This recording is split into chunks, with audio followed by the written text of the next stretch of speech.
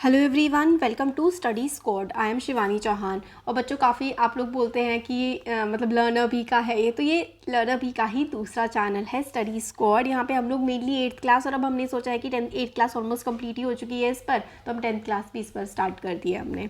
तो ये learner B का ही दूसरा चैनल है, ठीक है। तो वर्किंग विद द पोएम जो है कौन सा, ये हमारी जो क्लास 8th की इंग्लिश की पोएम है ना, the duck and the kangaroo, उसके डक एंड द कैंगरू, उसके क्वेश्चन आंसर्स हम इसमें देख रहे हैं। तो छोटा सा ही है, ज़्यादा नहीं है। Taking words that come eight the end of the lines, right 5 pairs of rhyming words, ठीक है। तो जैसे पॉन्ड का बियॉन्ड, राइमिंग वर्ड जो एक जैसे लगते हैं सुनने में, जैसे पॉन्ड बियॉन्ड यू तो कैंगरू। बैक का क्वैक, क्वैक की आवाज़ करती है ना बत्तख। ली का सी, डक का लक, रिफ्लेक्शन का ऑब्जेक्शन। तो ये जो है हम लोगों ने उसी से लिए हैं पोएम से। पोएम की स्टार्टिंग का यू था, तो लास्ट में कैंगरू है, और फिर उसके बाद बैक के बाद क्वैक है, तो ये राइमिंग वर्ड्स हैं। कंप्लीट द डायलॉग, तो डायलॉग कंप्लीट कर लेते हैं। Duck, dear kangaroo what why don't you, तो डक क्या बोलती है, dear kangaroo why don't you give me a ride on your back, तुम अपनी बैक पे, अपनी कमर पे मुझे घुमा के क्यों नहीं लाते हो। कैंगरू बोलता है with pleasure my dear duck, though your feet cold and wet can cause a problem. तो डक को कहता है कैंगरू ठीक है मैं तुम्हें घुमा लाऊंगा, बट तुम्हारे जो ठंडे और गीले पैर हैं ये मेरी कमर को थोड़ी दिक्कत दे सकते हैं। डक बोलती है that won't be a problem, वो दिक्कत नहीं होगी। I will wear 4 pair of roasted socks which fit my feet neatly, तो वो कहती है कि मैं ना सॉक्स पहन लूँगी। और कैसे सॉक्स पहनूंगी, रोस्टेड, रोस्टेड का मतलब होता है वूलन, वूलन ऊनी सॉक्स में पहन लूँगी, और फिर तुम्हें ना ही मेरे पैर गीले दिखाई पड़े, मतलब समझ में आएंगे, और ना ही तुम्हें उनसे ठंड लगेगी। नेक्स्ट क्वेश्चन है, the kangaroo did not want to catch rheumatism, तो रूमेटिज्म एक बीमारी होती है, कोल्ड, ठीक है। Spot this word in stanza 3 and say why it is spelled differently, rheumatism की स्पेलिंग अलग से करके क्यों बताई गई है। Why is it in 2 parts, why does the second part begin with a capital letter. तो रूमेटिज्म एक कॉमन कोल्ड है, ठीक है, कॉमन कोल्ड को रूमेटिज्म कहते हैं। पोएम में इसकी स्पेलिंग अलग तरीके से लिखी है, तो ऐसा क्यों किया गया है। किसका आंसर है, the word is roomatiz, it is spelled differently because roo reminds the reader of kangaroo, तो कैंगरू और रू है ना, रूमटीज का रू तो सेम है। It has been used for rhyming purpose only, तो स्पेलिंग अलग जो है राइम करने के लिए की गई है।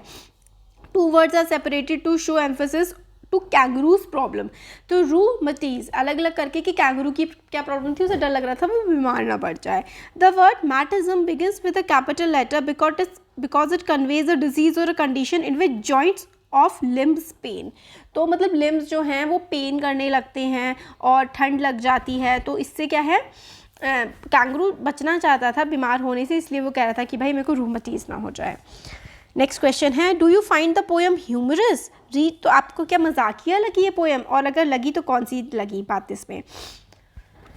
तो and every day a cigar I smoke but to balance me well dear duck sit steady and quiet at the end of my tail, तो वो कहता है कि मैं सिगार पी लूँगा रोज़ खुद को ठंड से बचाने के लिए। फिर डक को कहता है कि तुम आराम से बिल्कुल सीधा होकर के मेरी कमर पे बैठना, मेरी पूंछ के पास बैठना। तो ये वाली जो चीज़ें हैं वो थोड़ी फ़नी सी लगती हैं, क्योंकि ऑब्वियसली डक और कैंगरू आपस में बात कर रहे हैं। कुछ इंपॉर्टेंट वर्ड्स जो हैं जो आपको पता होना चाहिए वो देख लेते हैं। गुड ग्रेशियस, गुड ग्रेशियस का मतलब होता है ओ गॉड। हॉप जो है वो होता है उछलना कूदना। अब बोर का मतलब होता है, बोर का मतलब तो डल होता है ना, उबाऊ सा। नेस्टी का मतलब होता है गंदा। लॉन्ग का मतलब होता है, एक तो लंबा होता है लॉन्ग का मतलब, और एक लॉन्ग का मतलब डिज़ायर, इच्छा भी होता है। राइड का मतलब वही सवारी होता है। स्टिल होता है जो रुका हुआ हो, हिले ना। क्वैक होती है आवाज़ जो कि एक बतख निकालती है। राइड होती है एक सवारी, है ना। स्टिल वही मोशनलेस, क्वैक हो गया। फिर आता है रिफ्लेक्शन, कि भाई कंसिडर करना, विचार करना। ऑन द होल मतलब कुल मिलाकर। ऑब्जेक्शन का मतलब होता है संदेह जताना। बोल्ड एकदम स्पष्ट तरीके से बोल देना। अनप्लीजेंटली जो अच्छा ना लगे। रूमटीज एक जोड़ों के दर्द की बीमारी होती है। रोस्टेड ऊनी कपड़ा, ऊनी। वेब फीट मतलब इस तरीके से जालीदार पैर। नीटली आसानी से, सरलता से, सफाई से। क्लोक का मतलब होता है कोई रोब, ऊपर से चोगा सा ओढ़ लेना। सिगार तो पता है ना, वो तंबाकू सिगरेट टाइप्स, उससे बड़ा ऐसे करके होता है। बैलेंस का मतलब संतुलन बनाना। स्टडी का मतलब बिल्कुल स्थिर रहना। A hop and a bounce, jumping and leaping मतलब उछलते कूदते। तो ये कुछ जो वर्ड्स थे वो देख लिए और इसके हमने क्वेश्चन आंसर्स देख लिए। अच्छा लगा है तो लाइक ज़रूर करिएगा वीडियो को और चैनल को सब्सक्राइब करिएगा, फ्रेंड्स के साथ भी शेयर करिए। Thank you.